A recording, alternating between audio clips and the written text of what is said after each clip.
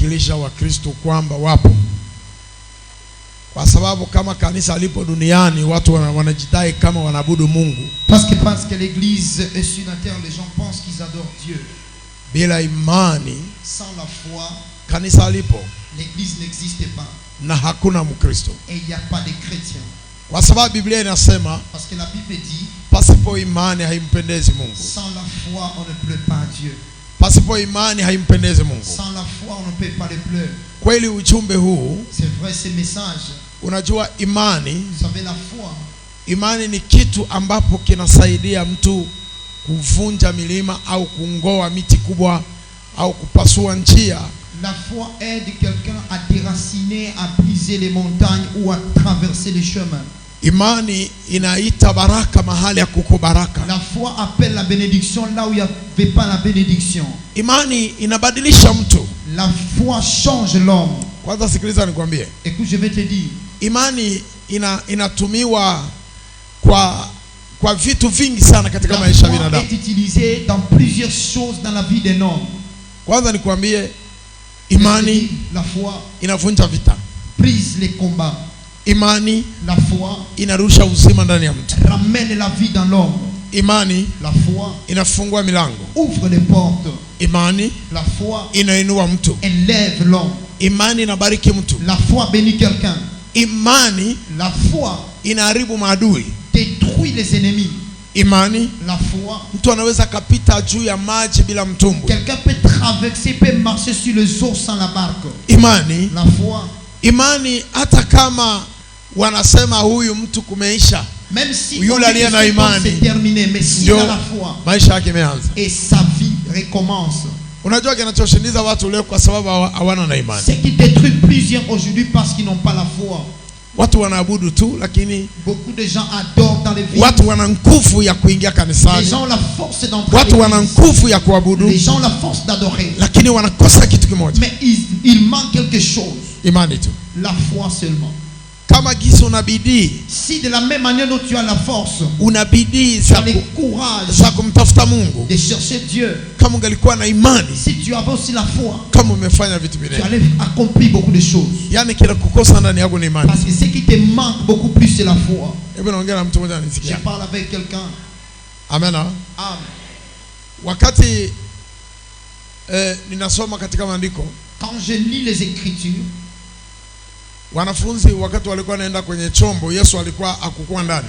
Lorsque les disciples étaient dans la barque, Jésus n'était pas dedans. Yesu alibaki. Jésus était resté. Ilifika saa 8 za usiku. Il est arrivé vers 0h du soir. Alafu upepo ukashika chombo. Il y avait un vent qui allait en train de détruire la barque. Wakasumbuliwa sana. Et il souffrait. Yesu wakati alikuwa anakuja juu ya maji. Lorsque Jésus était en train de marcher sur les eaux, afu wakachikuta wamechanganywa. Et ils se sont retrouvés troublés. Pepo kwanza inawapiga. Il y avait le vent qui venait de l'autre côté. Mabimbi inabapiga. Et il y avait des choses qui se passaient de vagues. Baone tena mtu anakuja yule ya maji bila mtumbwi. Et ils ont vu un homme en train de marcher sur les eaux sans la barque. Wakaanza kukimbia na kulalamika. Et ils étaient en train de fuir et crier. Watakimbia wapi maji na washika? Ils fuyaient ou parce qu'ils étaient maîtrisés par l'eau. Yesu akawaambia msiogope ni mimi. Jésus leur dit ne craignez rien, c'est moi. Wakati Petro alisema kama ni wewe niambie nitembee. Et Pierre qui dit si c'est toi dis-moi je vais marcher aussi. Alimwambia kuja. Il lui dit viens. Petro alishuka ndani ya maji. Pierre est descendu dans l'eau. Akaanza tembea. Il a commencé à marcher. Na baadaye et après akaona upepo unapiga sana. Il a vu un fort vent qui venait. Biblia inasema kwa sababu ya upepo. La Bible dit à cause de ce vent. Imani kamwisha. Sa foi était partie. Akaanza kuzama ndani ya maji. Et il était en train de s'enfoncer dans l'eau. Wakati Yesu alipomshika. Et quand Jésus l'a tenu à la main, akamchukua. Il l'a récupéré. Akamwambia imani ndogo. Il dit tu l'homme de peu de foi. Imani yako ni wapi? Où est ta foi? Hapo kuna habari ambapo za Wakristo wanamwabudu Mungu. Là il y a le message des chrétiens qui adorent Dieu. Unaweza kukutana na shida zamani unaimaliza na umeshinda. Tu peux te croiser avec des problèmes et tu sors victorieux. Lakini unaona upepo unavuma sana. Mais tu sens qu'il y a des vagues qui viennent. Unashangaa unaachilia ile imani et tu sens que tu lâches ta foi.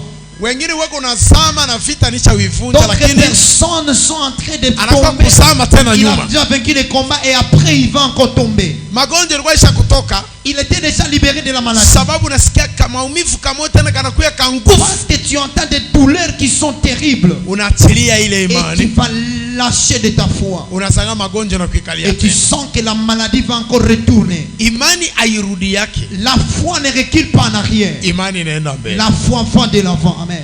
Amen. Amen. Imani inaenda mbele. La foi perce. Katika ujumbe Et dans ce message, nina maneno mawili au matatu nichukua ndani. j'ai deux choses que j'ai prises là-dedans. Neno ya kwanza, La première des choses, imani la foi inatembea pamoja na siri, marche avec les secrets. kwa sababu yule mwanamke wa magonjwa ya damu Parce que cette femme à la perte de sang, hakuongea na mtu. elle n'avait pas parlé à quelqu'un.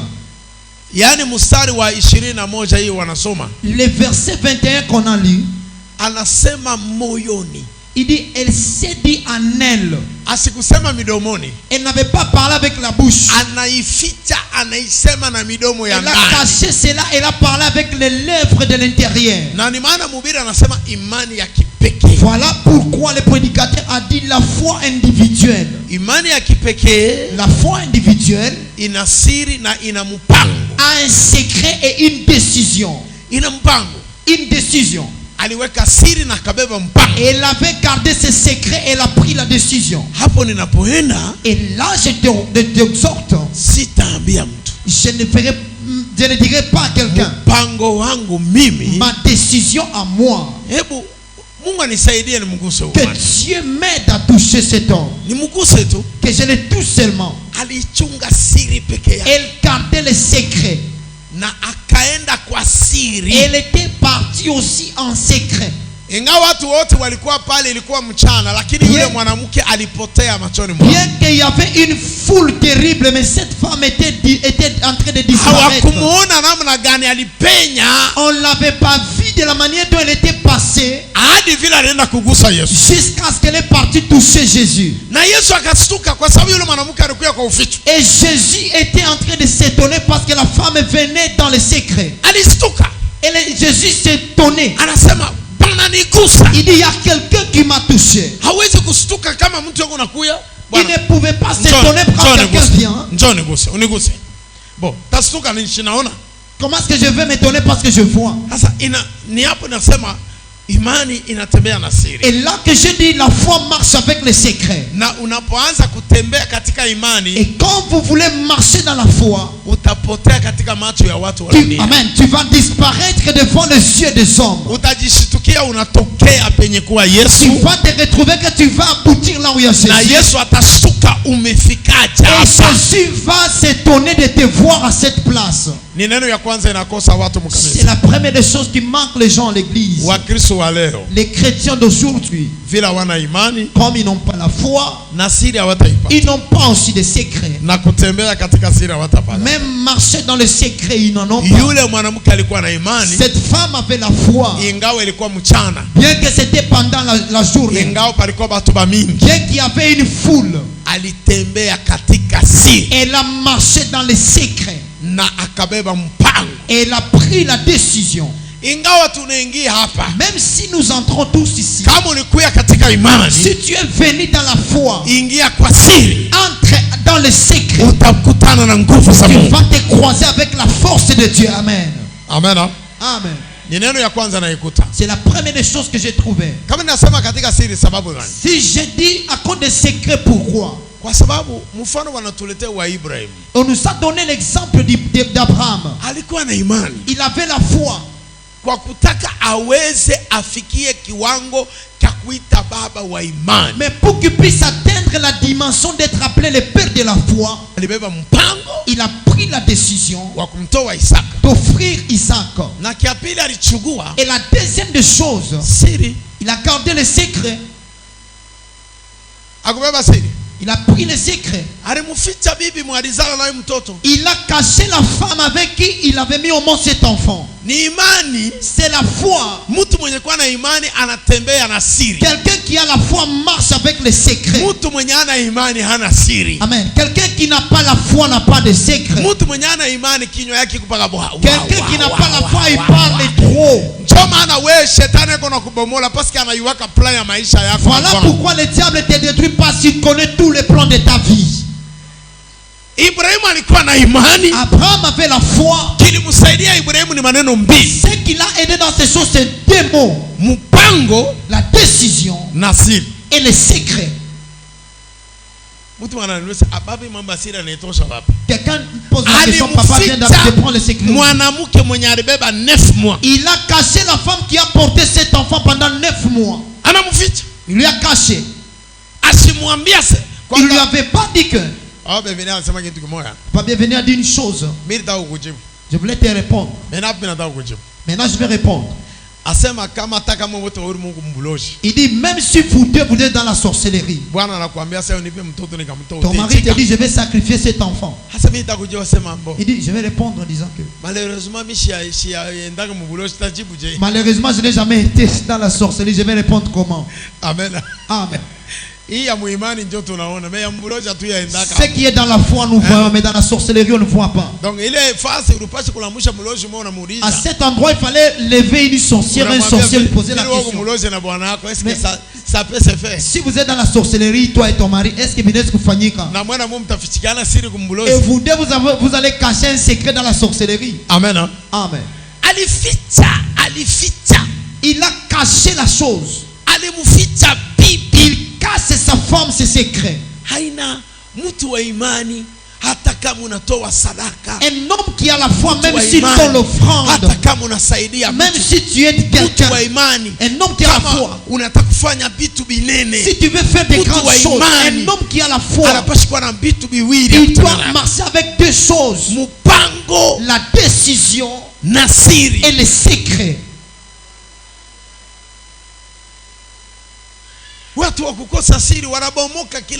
Beaucoup de gens qui manquent à garder les secrets sont détruits à chaque moment. Vous savez,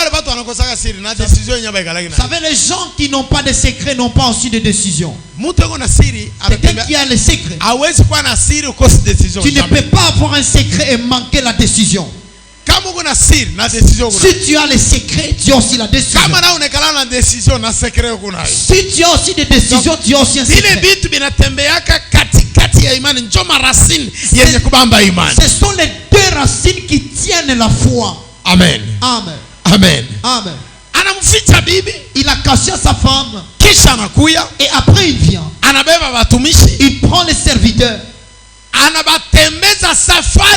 Il les a fait marcher pour rien. Il les a bien dit, amenez-moi, on va aller donner le sacrifice. Et il les a cachés aussi l'offrande. Il a même caché les secrets à Isaac. Je suis en train de venir avec les secrets. Et l'homme qui devait être offert était caché, il ne connaissait pas. Isaac voulait connaître c'est quoi l'offrande. Papa, nous savons le poids ici. Maintenant explique-moi, maintenant, nous, où est l'offrande? Et regarde, cet enfant ici est trop malin. Si je lui donne le secret, je vais manquer l'offrande. Il va fuir. Il va fuir. Il dit ça c'est pas ton problème. Dieu va donner. Il a caché même l'offrande qu'il allait donner. Maintenant toi tu dis c'est toi. L'ami intime, laisse-moi te donner les secrets. Il est intime comment? Voilà pourquoi tu échoues d'avancer. Papa Bienvenu nous a donné une leçon. Il dit dans la vie chrétienne, chrétienne, vous n'avez pas le droit de parler même à ton fils. Si vous voulez faire quelque chose envers Dieu, hauna droit ya kuambia mtoto, ni kuambia bwana, ni kuambia bibi, ton enfant à ta femme. Ni mambo ya wewe na Mungu. C'est un problème qui te concerne toi et ton Dieu.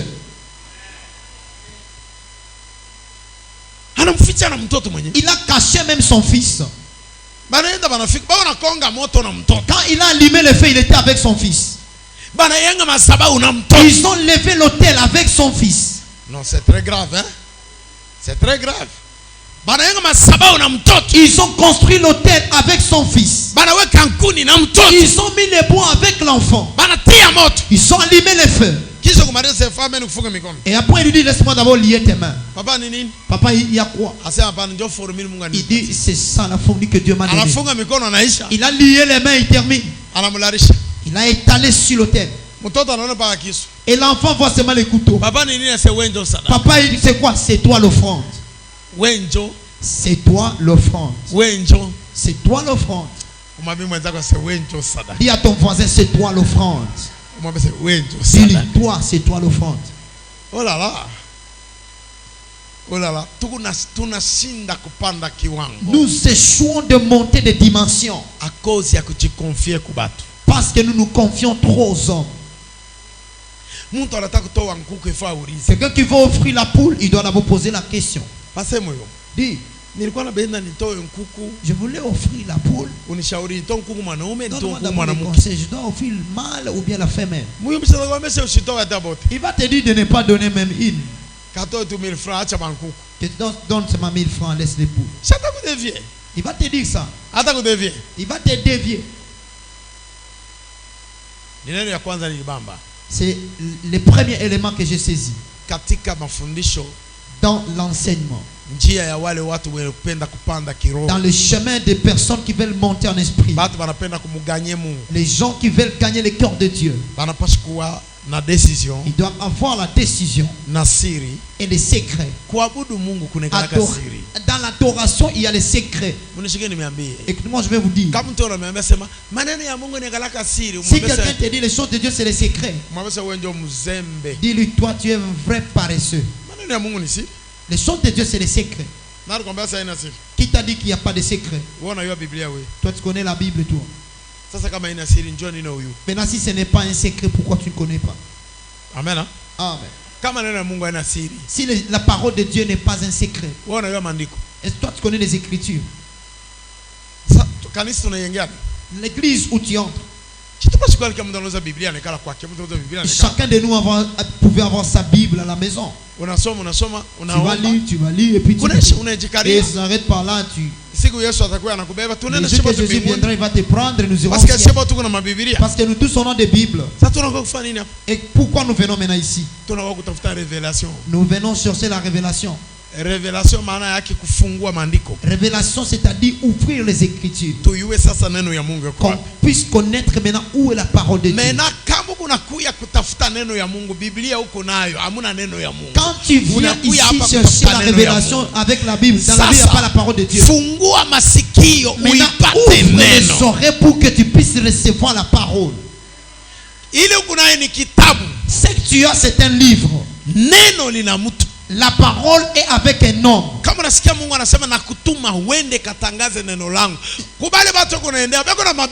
Si tu envoies quelqu'un d'aller annoncer sa parole, les gens qui partent là ont des Bibles.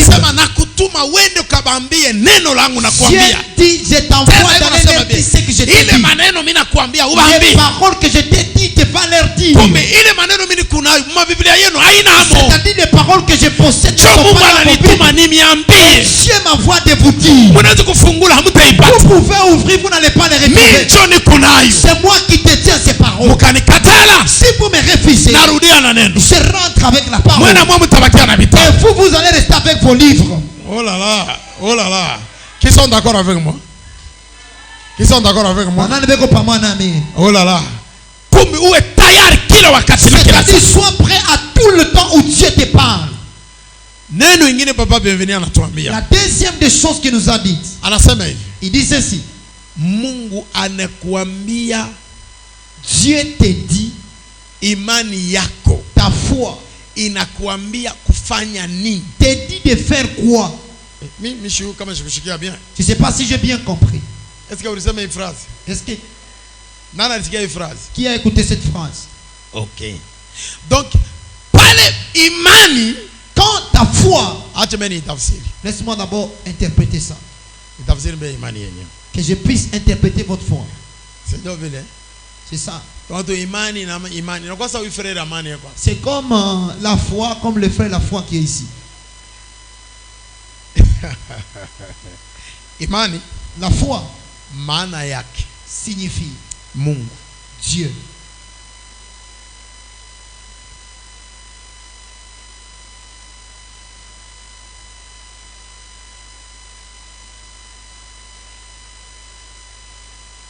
Unasikia mimi naeleza na nyamaza kimya. La salle est calme.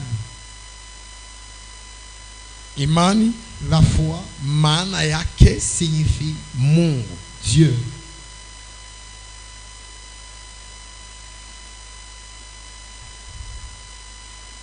Mtu mwenye kuwa na imani eko na Mungu ndani yake. Quelqu'un qui a la foi, il a aussi Dieu en lui. Mwenye kuweza kudeloge bitu byote, kuponya mtu, kubariki mtu, kugeuza mtu, kupandisha mtu ni nani? Celui qui peut élever, bénir, déloger toutes choses, c'est qui? C'est Mungu. C'est Dieu. C'est Mungu. C'est Dieu. Sasa pa place ya Mungu. Maintenant à la place de Dieu. Anakuambia, Yesu anakuambia ukiwa na imani. Jésus te dit si tu as la foi, unaweza kuondoa mlima. Amen. Tu peux déplacer cette montagne. Wewe kuna imani. Toi tu as la foi. Utasema na mlima. Tu vas parler avec une montagne. Mlima utakuobei. Et la montagne va t'obéir. Na inaenda ngambo nyingine. Et elle sera déplacée de l'autre côté. Ukiwa na imani. Si tu as la foi, utakausha imuti. Tu vas sécher cet arbre. Alors, imani, maintenant la foi, ni Mungu anajificha muzawadi. C'est Dieu qui se cache dans un don. Sababu imani yenye kwanza ni zawadi. Parce que la foi elle-même c'est un don. Batu banawazia sema kama mtu anapokea zawadi ya Mungu, les gens pensent que lorsqu'un homme reçoit le don de Dieu, anasema lugha, il parle la langue. Lugha ile anasema la langue qu'elle parle. Njoo naona watu wote wanamwambia. Tout le monde est en train de l'envier. Pale wanasema mimi shide pe. Njoo watu wanamwambia. Et tout le monde l'envie. Huyu anapokea Mungu. Il a reçu Dieu. Nakwambia hivi. Je te dis ceci. Lugha banaipirataka. On peut pirater une langue. Mais la foi n'a jamais été piratée. Je parle avec quelqu'un. On peut pirater la langue. Mais imani hayakwaka pirate. Yes, mais la foi n'a jamais été piratée. Tu ne trouveras jamais dans un sorcier la foi. Tu ne trouveras jamais dans un faux prophète la foi. Mais un faux prophète peut parler. Un sorcier peut parler. Un féticheur peut le faire. Le diable lui-même peut parler. Mais la foi inapatikana ndani ya Wakristo wale waliokoka na wale walipokea neno la kweli. La parole véritable. Unajua pourquoi nasema imani haipirata? Pourquoi je dis que la foi imani inatoka muneno ya kweli. Yes, parce que la foi vient de la véritable parole. Inakuya kwa kusikia neno la kweli. Cette foi vient en écoutant na lile neno la kweli ni neno la Mungu. Et cette parole c'est la parole de Dieu. Ile neno ndio inazaa imani. C'est cette parole qui donne la naissance à la foi. Mulozi hatapata imani. Sorcier n'a pas la foi. Prophète hatapata imani. Prophète n'a pas la foi. C'est pourquoi voilà pourquoi kusikia message ya kweli, neno ya wokovu, neno ya uzima ndani yenu, unapaswa kuota imani, unapaswa kuwa kitu, na kile kitu kinapaswa kumitembeza. Cette chose doit vous faire marcher. Amen. Alléluia. Amen.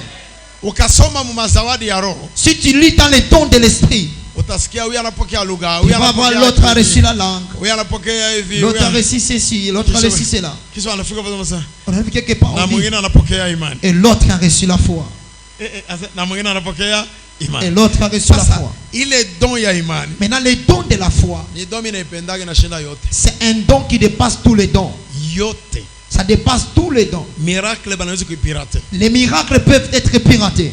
Don de miracle. Les dons des miracles banaweza kuipirate. Peuvent être piratés. Shetani anaweza kuwa na mateatre hapa sasa. Les diables peuvent venir avec des théâtres ici. Ni bongo? C'est vrai ou c'est faux? Ils peuvent faire des théâtres ici. Des prophéties. Les dons de prophétie. Les diables peuvent prophétiser ici. Bongo kweli. Mais imani. Mais la foi n'a jamais été piratée. Imani inamfanya mtu anasimama kama mlima hawezi tikisika. La foi fait que l'homme puisse se tenir comme une montagne qui ne peut pas être embranlée. Na yule sio tikisika ni Mungu. Et celui qui ne bouge pas c'est Dieu. Mungu ndio atikiswe na jaribu. C'est Dieu qui n'a jamais touché na shetani. Il n'est pas touché par na balozi. Il n'est pas touché par la kitu chochote. Il n'est pas touché par quelque chose. Mtu anakuwa na imani. Si quelqu'un a la foi, amekuwa kama Mungu. Il devient comme un Dieu. Hatikiswe na lolote. Il n'est pas touché par quelque chose. Hata magonjwa ikaya yuko pale. Hata njaa ikaingia yuko pale. Hata kifo ikakuya yuko pale. Il est là. Kwa sababu yeye ana imani. Parce que lui il a la foi. Imani kitu cha ajabu. La foi c'est quelque chose de terrible. Amen. Amen.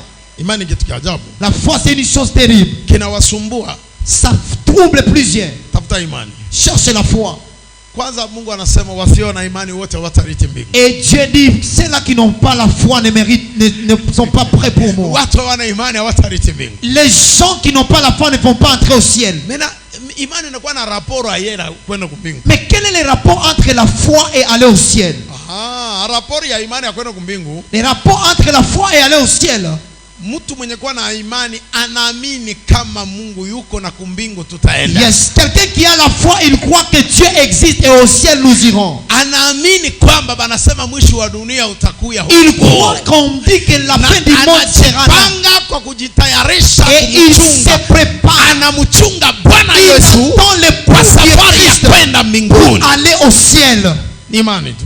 La foi seulement. Ndio hapa anasema. Voilà pourquoi il dit imani, la foi. Nilikwambia ni Mungu. Je te dis c'est Dieu. Kwa nini imani nasema? Pourquoi? Parce que la foi parle. Zawadi yote ya roho inasemaka. Tous les dons de l'esprit parlent. Mtu kama anasema lugha ni zawadi ya lugha. Quand quelqu'un parle en langue, c'est le don de parler en langue. Zawadi ya akili nayo inasema. Les dons de l'intelligence aussi parlent. Inasemaka mpaka vile lugha inasemaka. Ça parle de la même manière comme la langue parle. Parce que wewe huna akili. Parce que toi tu n'es pas intelligent. Kama ungelifanya hivi. Tu allais faire ceci. Donc akili na yeye anaongoza. L'intelligence aussi conduit. Imani ya miujiza nayo inasema. Les dons des miracles aussi parlent. Les dons des miracles aussi parlent.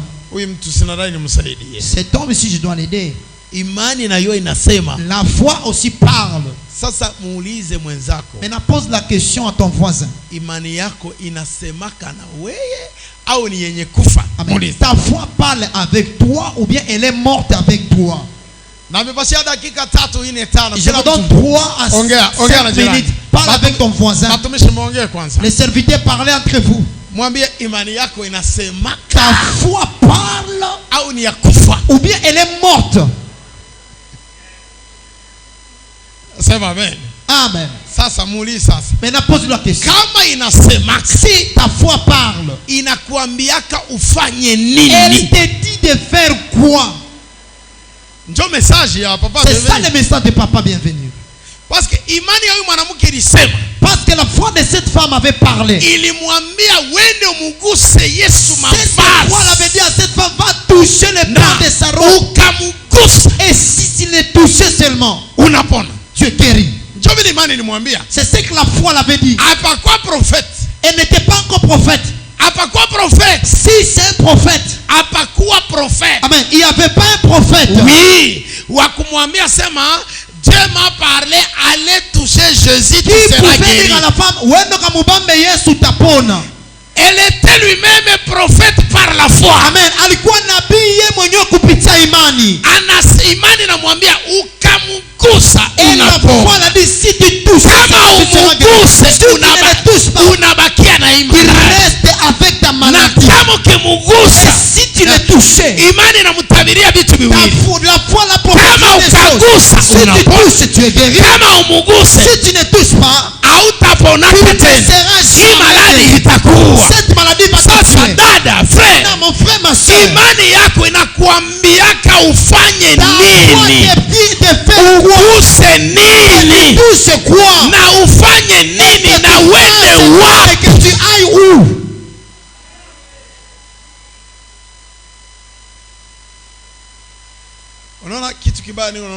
Voilà la chose qui ne me plaît pas aujourd'hui. Laisse-moi d'abord dire ces choses aujourd'hui. Et ça me tient beaucoup à la gorge.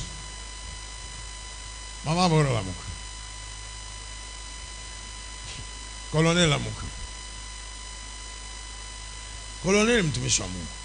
c'est un serviteur de Dieu. Maman Bora, c'est une servante de Dieu. Maman Bora, imani kuna mwambia, la foi est en train de la dire. Toa nyumba ile unaikala. Offre la maison où tu habites. Maman Bora anasema ni mapepo. Maman Bora dit sont des démons. Iko nasema na nini? Mona fata? Est-ce que vous me suivez? Imani namwambia colonel. La foi dit au colonel. Hii kochi unavala tosha uto. La fête que tu enlèves et offre. Colonel asema ni mapepo. Colonel dit non, ce sont des démons. Ataanza kukemea shetani arudia nyuma. Mungu, shetani arudia nyuma. Mungu, ça c'est le diable. Alors, je voulais vous demander les deux serviteurs. Donc, pourquoi wakati mwe mnekala na mampepo? Il y a un moment où vous êtes possédé par des démons. Na wakati mwe muna Mungu. Et il y a un moment où vous êtes avec Dieu. Mnijombe. Répondez.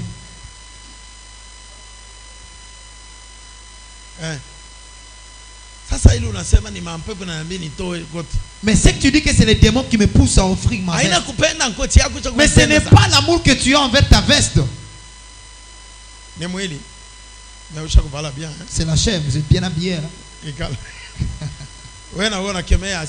toi tu dis que ça c'est un démon. Donc, à un moment, vous avez des démons. Donc, président double face. Mais maman présidente, mais avec double face. À un moment, possédé par des démons. À un moment, avec l'esprit de Dieu. Si vous commencez à prêcher les mamans, l'esprit de Dieu. Si ta foi te dit de faire quelque chose, les démons. Et ça, c'est nini? Maintenant, c'est quoi? Merci. J'ai entendu ces choses. Papa me disait c'était un démon qui parlait avec moi. Je disais que c'est le diable. Les autres disaient c'est ma pensée. Donc je ne comprends rien. Chez le Kintu. Moi comme je suis là,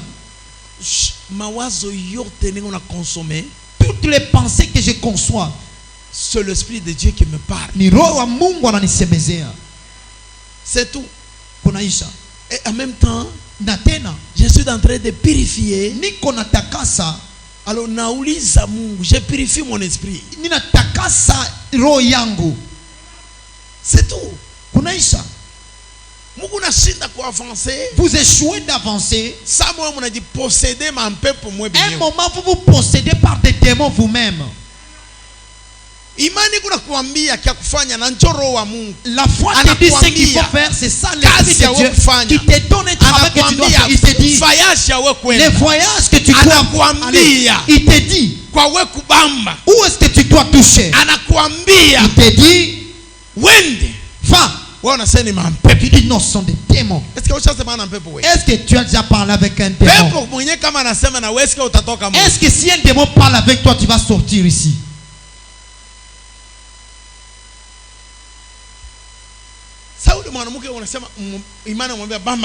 Et cette femme, la foi, elle a dit touche le pan de sa robe. Est-ce que cette femme avait vu dans le parcours de Jésus quelqu'un toucher sa robe? Est-ce qu'elle avait vu dans le parcours de Jésus on a touché sa robe? Elle avait cru à sa voix. Et puis elle s'est dit ce n'est pas des démons. Je vais le faire. Je vais le faire. Vous savez la foi.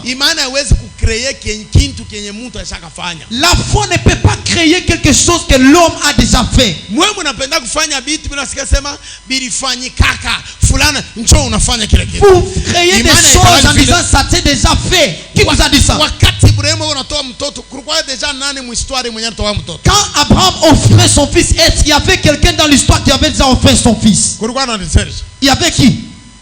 Ba Jephthé ni banyuma. Les Jephthé sont venus après. Shini banyuma Abraham. Ils sont venus après Abraham. Amen. Amen. Benye balitoa batoto yabo na qui ont offert les enfants, ils sont venus après. Mais Jephthé akutoa mtoto juu kwa baba imani. Mais Jephthé n'a pas offert son fils pour devenir le père de la foi. Jephthé alitoa mtoto juu ya kusauver l'humanité. Jephthé a donné son fils, c'est pour sauver l'humanité. Pour sauver Israël. C'est pour sauver Israël. Il vita parce que ba Israël ba pas kufa. Dans cette guerre où Israël est en train de mourir, il s'est rappelé qu'il est venu dans les combats sans construire l'autel. Maintenant, si j'échoue, ce que je vais croiser, je vais donner. Il a combattu une guerre de dette, il a reçu la victoire de dette. Il a reçu la victoire de dette envers Dieu. Et le temps qu'il rentrait, il a terminé sa dette envers Dieu. Amen. Amen. mtoto wa ndeni. C'est comme cette femme qui a mis au monde un enfant de dette. Deni na Mungu yoga. Anemba muna mwasha. Shini mona pa kunywa misa. Hapa naza mtoto wa deni. C'est là qui a mis au monde un enfant de dette. Ah ule. Aza mtoto wa ndeni. Anapata mtoto wa ndeni. Elle a reçu un enfant de dette. Papa kama Mungu ananipa uzazi. Papa, si Dieu me donne un enfant, na mimi nitamtolea Mungu. Moi aussi je vais offrir à Dieu. Mais anatangulia kuzala. Mais elle a mis au monde. Anakuwa anafurahi na katoto. Elle était contente avec son enfant. Anabakia na ndeni na Mungu. Elle est restée avec la dette de Dieu. C'est après anamaliza ndeni. Et après il doit regarder kulipa. Pala anamaliza ndeni. Et quand elle a terminé sa dette, Mungu anampa na mtoto wa pili. Dieu l'a ajouté une deuxième enfant. Na kuko watu wengine bango naishi maisha ya ndeni na. Il y a beaucoup de gens qui vivent avec des dettes de Dieu. Maisha ya ndeni. La vie des dettes. Ils ont reçu la bénédiction de dettes. Ils ne veulent pas honorer leurs dettes. Ce n'est pas bien. Aina bien. Imani. La foi. Haiwezi kucreer kitu kenyewe papa bienvenu alifanyaka. Ne peut jamais créer une chose qui notre père avait déjà fait. Refait aussi comme lui aussi avait fait. Parce que yule kondani yako ni Mungu. Parce que celui qui est en toi c'est Dieu. Anaongea na wewe kama vile anaona kiupimo kyako kya maisha. Il parle avec toi comme il voit la dimension de ta vie. Amen. Amen. Amen. Amen. Sasa mwambie mwenzako sema. Maintenant dis à ton voisin. Kile Mungu aliniletea hapa. C'est pourquoi Dieu m'a amené ici. Sikuwa kiyua. Je ne connaissais pas. Mon cœur me disait, mais je refusais. Dis-lui.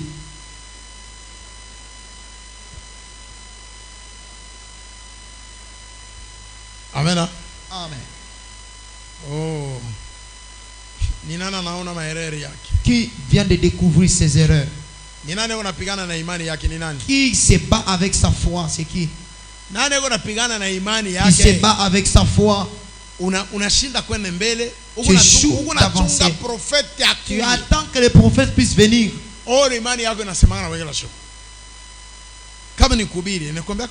Si c'est prêcher, va prêcher.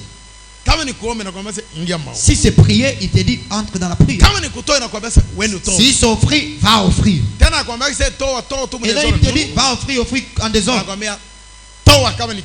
Il dit offre si c'est la tomate. Et si c'est l'arachide, si c'est le manioc, va offrir. Il te dit même les choses qu'il faut offrir. Il pointe les choses que tu dois offrir. Mais toi dans ta façon de connaître trop. Si j'offrais les choux, ah non. Oh, moi je paie d'abord le poulet. Quand il t'a demandé les choux, il ne voyait pas le poulet. Il est Dieu. Ni Mungu. Il est Dieu. Ni Mungu. Il est Dieu. Ni Mungu.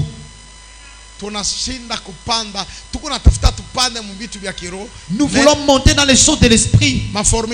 Mais tu as toutes les formules. Ta foi te dit de faire quoi? Cette femme de la perte de foi, et elle n'avait pas prié. Vous les pasteurs, ne faites pas des séminaires sur des choses qui n'ont pas de sens. Tu dis, tu écris thème, guérison miracle. Matthieu 9:20. Croisade. Séminaire. Non. Cette femme était libérée de la perte de sang. Séminaire. Et un moment là, vous faites fatiguer les chrétiens. Et après, prions. Cette femme a la perte de sang. Elle était guérie. Et vous serez guéris. Je libère l'onction qui va vous guérir. Frère, ça c'est vraiment une malignité déplacée. Est-ce que Jésus a dit je vais libérer l'onction pour guérir les femmes en perte de sang? Est-ce que Jésus a dit ça? Je vais libérer l'onction pour guérir les femmes en perte de sang. C'est la femme qui a fait sortir l'onction en Jésus. Yes, et Jésus lui-même était inconscient. Ah, laisse-moi te dire. Jésus était inconscient. Il s'occupait de la foule. Mais la foi de la femme. Moi je peux appliquer. Moi-même je peux comprendre de ma façon.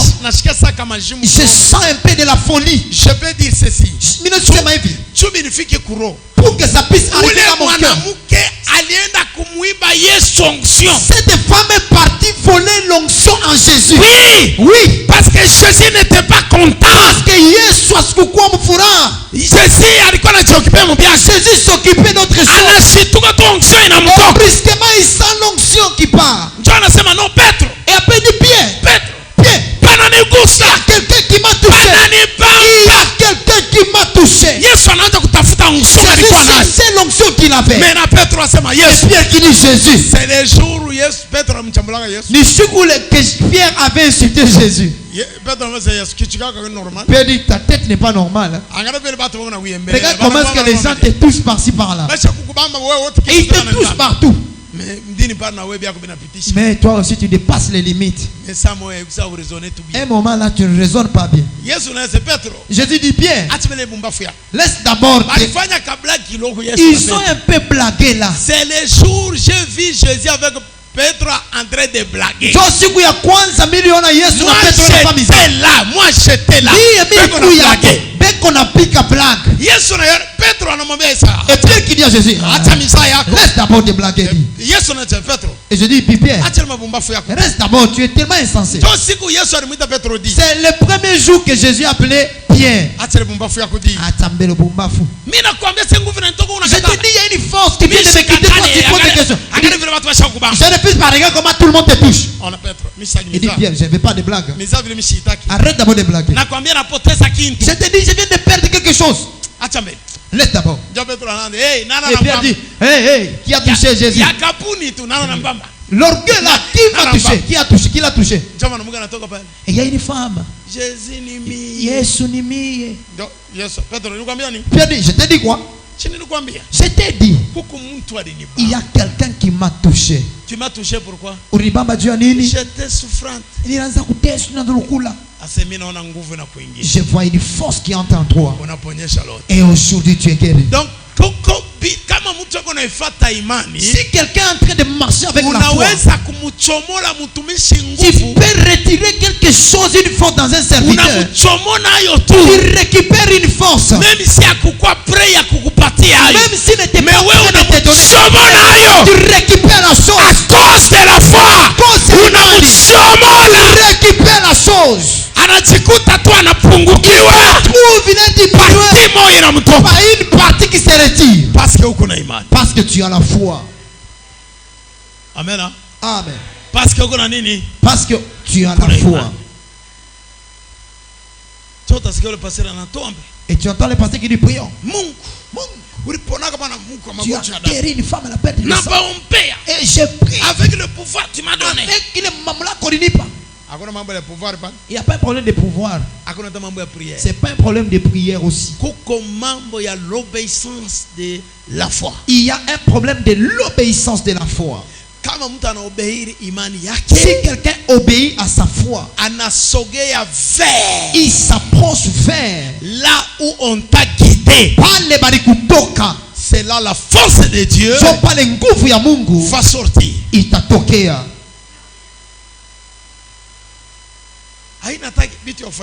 Ce n'est pas un problème de prier. La femme là n'a pas prié. Il l'a touché seulement.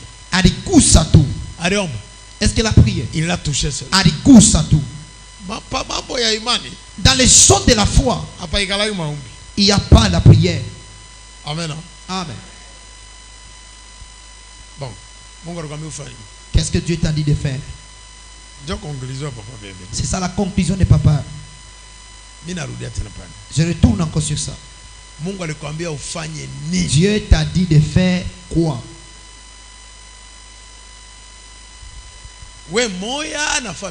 Toi-même et ta famille. C'est toi-même avec ton ami. La foi pour accomplir le miracle n'est pas en association. Même les jours, même les jours qu'on disait à Daniel d'aller vers le roi, et tous étaient hébreux. Mais Daniel a pris sa foi personnellement. Et quand il priait, il s'était enfermé dans toutes choses. Pour qu'on puisse le découvrir, il fallait qu'il soit filé. Et quand il est entré dans la fosse au lion, et ses frères disaient insensé toi, et il sera consommé par des lions, au lieu d'accepter de se prosterner. Ils se sont étonnés le matin, Daniel qui sort de la fosse. Et les rois qui commencent à aller adorer tous le Dieu de Daniel. Ils ont regardé. Notre tour va arriver. Et les adorants, ils disent non. Nous allons jeter dans le feu. Il dit non, nous sommes prêts. Parce qu'ils ont copié la formule de Daniel. Mais toi, tu es en train de copier qui? Si ce passage dans la Bible, c'est pour exciter les autres, c'est pour former les autres. Si l'église commence à marcher dans la foi, elle va se bousculer, et l'esprit de haine va se terminer. Vous allez voir quelqu'un qui devient patron. Vous allez voir l'illettré devient l'autorité. Il va te poser la question par la foi. Un stérile reçoit les enfants. Et le célibataire devient véhiculé. Un piéton devient véhiculé. Par la foi. Véhiculé paye l'avion. Travailleur anakuwa na société. Travailleur reçoit c'est par la foi. S'il n'y a pas la foi, il n'y a pas Dieu. S'il y a la foi, il y a beaucoup de miracles. Il y a beaucoup de miracles. Les miracles de Dieu marchent avec la foi. La puissance de Dieu marche avec la foi. Les choses de Dieu marchent avec la foi. Sans la foi, il n'y a pas de miracle, il n'y a pas guérison, il n'y a pas Dieu.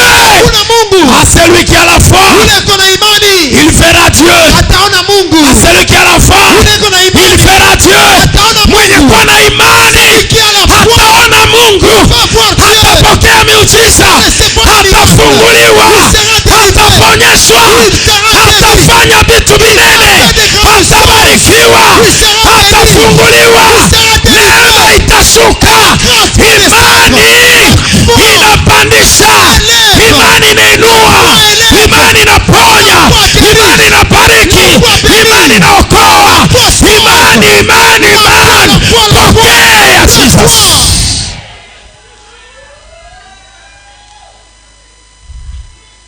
Bila imani, sans la foi, kwa maisha yako hakuna Mungu. Dans ta vie, il n'y a pas Dieu. Hata uhesabie miaka katika iPad. Même si tu comptes des années à iPad, nakwambia haujampata. Je te dis, tu n'as pas encore reçu Dieu.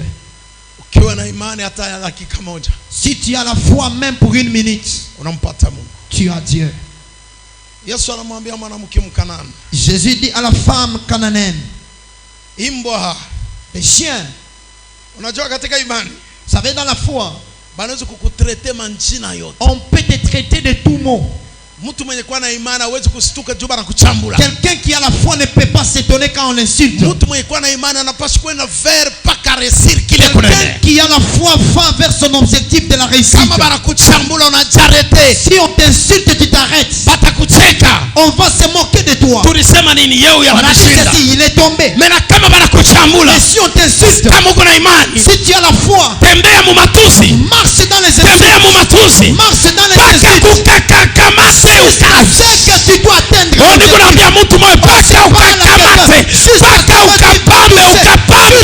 Tu vas toucher. Tu verras les gens qui t'insultaient. Ils seront étonnés. Jésus dit à la femme, chien,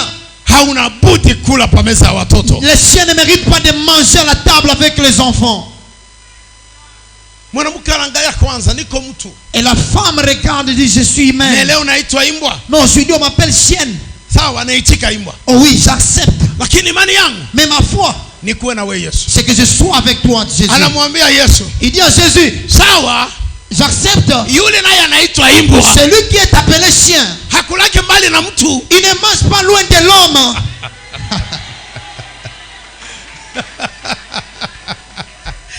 La vie de chien, yes, est toujours à côté de l'homme. J'accepte d'être chien. Mais je ne te quitterai jamais. Si t'as quoi, je ne te quitterai jamais. Si t'as quoi, je resterai à côté de toi. Si toi tu manges, et moi aussi je vais manger. Si toi tu ne manges pas, et moi je ne peux pas manger. Yes. Amen. Amen. Amen. Amen. Il dit la vie de chien est toujours à côté de l'homme. Si le chien se sépare de l'homme, il n'a pas la vie là où il va aller. Moi j'accepte d'être chien, mais j'aimerais être ton chien. Si toi tu manges, moi aussi je mangerai. Il dit tu vas pas manger. La nourriture est pour les enfants. Il n'y a pas de problème. Quand les enfants seront en train de manger, ils ne mangent pas avec des soins comme une grande personne. Ils mangent en désordre. Ils jettent des histoires par là. Toi chien, manger ce qui va tomber. Ce que les enfants vont faire tomber. C'est ce que moi je vais manger. Ça c'est pas. Je ne vais pas manger dans l'assiette de tes enfants. Je parle à quelqu'un, je parle à quelqu'un. Pas dans l'assiette de tes enfants. Est-ce qu'il y a quelqu'un qui peut dire ceci? Est-ce qu'il y a quelqu'un qui peut dire ceci? Je ne mangerai pas dans l'assiette de tes enfants. Je ne mangerai pas dans l'assiette de tes enfants. Qui est en train de tomber par terre, qui entre sous le sol, c'est là que je vais ramasser, là que je vais manger. Ça sera mes petits, ça sera mes petits. Reçois la grâce, amen. Tu seras mangé correctement. Il va rester. T'ouvres une brèche. T'ouvres une brèche.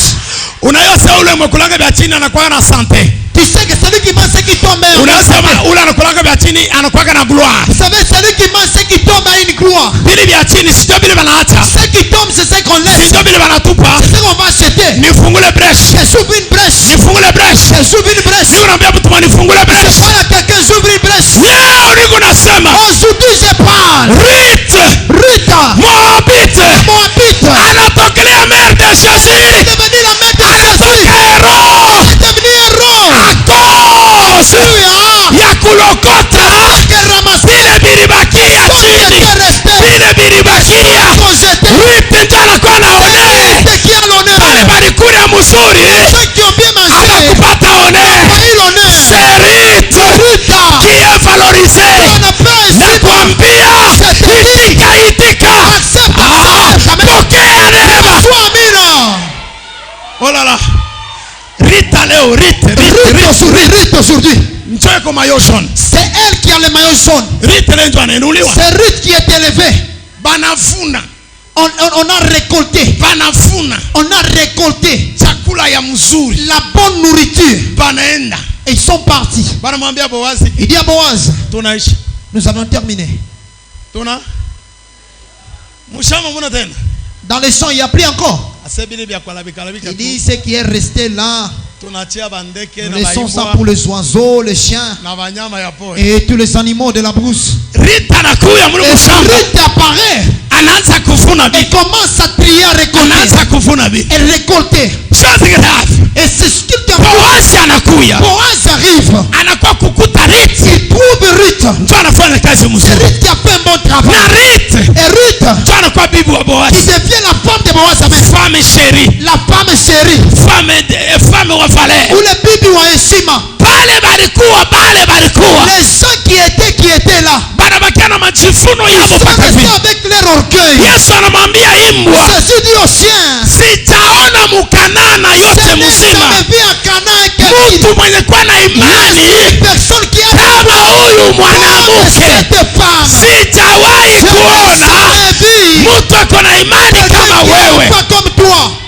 Maintenant Yesu akumwita tena sasa, sijawahi kuona imbo wewe. Maintenant Jésus ne l'avait plus appelé, je n'ai jamais vu un chien. Sijawahi kuona mwanamke. Je n'ai jamais vu une femme. Comme Yesu alikuwa na besoin na mwanamke. Comme Jésus avait besoin d'une femme là. Mukanana. Une femme cananéenne. Anasema siyaona mwanamke. Et il dit je n'ai jamais vu une femme. Hapa anapata mwanamke. Là je viens de trouver une femme. Kama wewe, si toi hana wewe, toi uko wa kwanza. Uko wa kwanza. Kupitia imani, à travers la foi. Maman. C'est Dada. La foi c'est pas les combats. La foi c'est pas insulter les autres. La foi ce n'est pas poursuivre les autres. Oh il m'avait parlé mal. Et toi aussi tu poses un acte mauvais. La foi ni silence, c'est le calme, ni secret, c'est le silence, le secret, ni décision, c'est la décision. Tu vois seulement les actions. Tu vois les actions qui sont posées. Et là on va t'appeler Moutou Heshima. Femme de valeur. On va t'appeler jeune fille de valeur, jeune garçon de valeur. Kiana Heshima.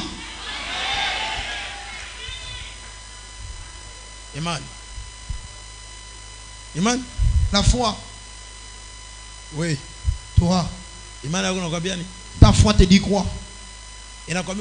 Ta foi te dit de faire quoi? Papa, bienvenue, que Dieu vous bénisse. Il dit si je faisais ça, les gens vont parler. Si je fais ça, l'église va dire. Si je fais ça, mes frères diront. Est-ce que les choses de Dieu dépendent des gens? Est-ce qu'on t'a dit que les choses de Dieu, le monde va les recevoir? Toute personne qui fait les choses de Dieu est considérée comme une personne folle devant les hommes. Et on se moque de lui. Pourquoi tu fais ça? C'est ça les choses de Dieu, ça. Tous ces gens-là qui font comme ça, maintenant toi tu fais autre chose. Est-ce qu'on t'a dit que les choses de Dieu sont uniformes? Qui t'a dit ça? C'est les choses de Dieu ont des modèles. Comme vous avez des modèles de vos blouses. Celui qui t'a dit ça, il t'a vraiment offensé. Les choses de Dieu n'ont pas de modèles. Les choses de Dieu, c'est la révélation. Et c'est la recommandation venant de Dieu. Ni recommandation kutoka kwa Mungu. Dieu peut te recommander toi. Mungu anaweza kurecommander wewe. Façon yako. Namna yako. Ananirecommander mimi façon yako. Il m'a pas me recommander dans ma façon. Si les choses de Dieu sont uniformes, la manière dont il a marché avec Moïse, et c'est la même manière il a marché avec Jésus. Moïse a traversé les eaux. Et Jésus a traversé Maï. Moïse a traversé l'océan. Moïse a traversé l'océan. Jésus a traversé l'océan. Jésus a traversé l'océan. Mais la façon de traverser l'océan. Mais non, on a traversé l'océan. Et qu'est-ce que c'est? Il y a Tchana. Et qu'est-ce que c'est? Moïse il a coupé l'eau. Moïse a dit pas sous la magie. À la fin il a quoi glace. Il a fait l'eau s'est transformée en glace. Mais Jésus a tembé à yulu tu ya. Mais Jésus lui il a marché au-dessus des eaux. Moïse a dépassé la mer. Moïse a divisé la mer. Et ses enfants sont passés sur la terre. Mais les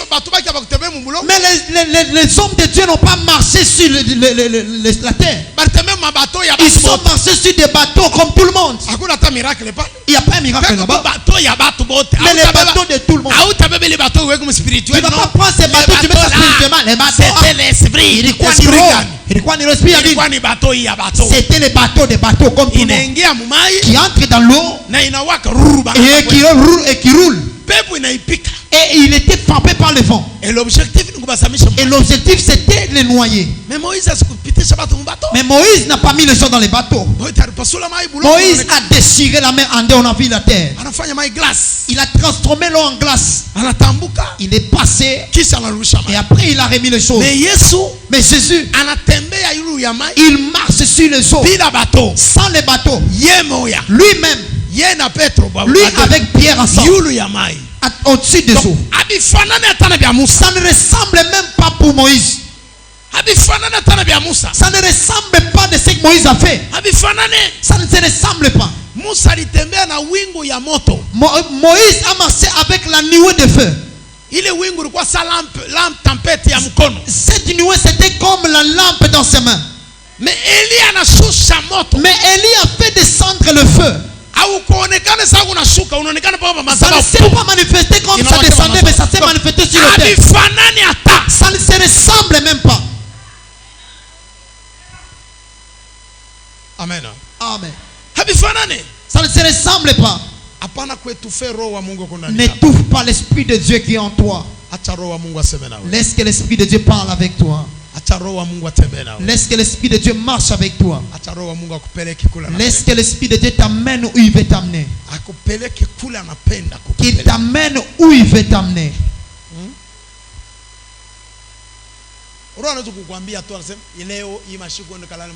L'esprit de Dieu peut te dire aujourd'hui il faut commencer à dormir à l'église. Tu as une semaine. Toi tu commences des litanies. Oh, on va me poser la question. Pourquoi tu dors à l'église? Est-ce ton problème parce qu'on va te poser la question? Quand on te pose la question, tu te dis est-ce qu'ici c'est chez vous? C'est pas que c'est une maison de prière. Je dors, je viens dormir. Chez toi il y a quoi? Ici c'est chez moi. Amen. Amen. Va dormir. Il fait tellement froid. Ces derniers temps, il fait trop froid. Même en événement,